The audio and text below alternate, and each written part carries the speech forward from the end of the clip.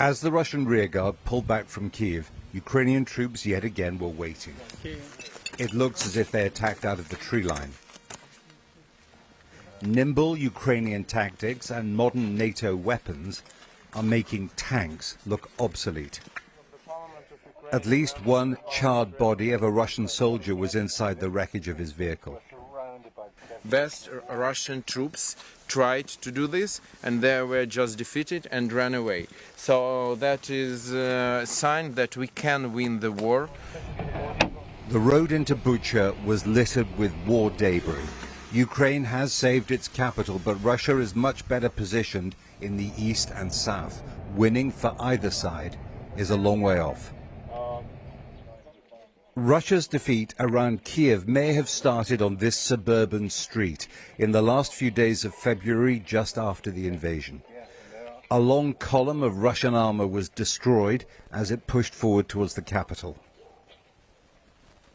These were elite airborne troops, mostly in armored vehicles light enough to be carried by aircraft.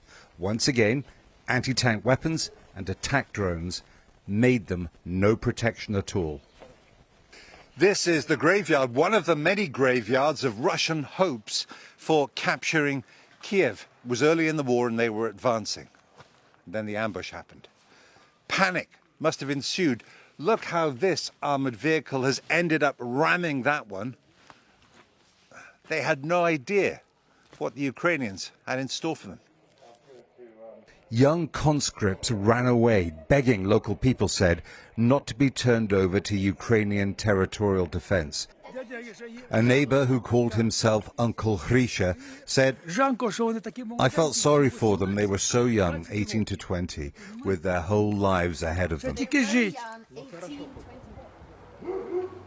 It looks as if the Russians, as they prepared to pull out of Bucha, had no such pity. At least 20 dead men, some with their wrists tied, were lying in the street as Ukrainian troops entered the town. The mayor said they'd buried 280 people in mass graves. How's everything? A few civilians who'd stayed said they tried to avoid the Russians, cooking outdoors because their gas, power and water were cut. This is the first bread we've had in 38 days, said Maria. The Russians systematically broke down doors to loot flats, they said. While they stole valuables and food, the soldiers made them sit in the cellar. A few miles away, the trail of devastation leads to Hostomel Airport. It was fought over from the first day of the invasion, when Russian airborne troops landed to use it as a base for a push into Kiev. The world's largest transport plane was destroyed early on.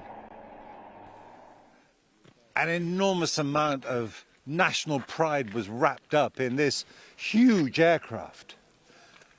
It was a symbol of achievement, of Ukraine's place in the modern world. And now it's a symbol of what's happened to the country. The Russians insist they never wanted to capture Kiev. The evidence is that they were stopped by more effective, determined Ukrainian troops.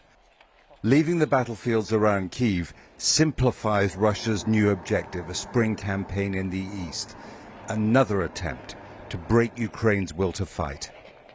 Jeremy Bone, BBC News, Hostomel.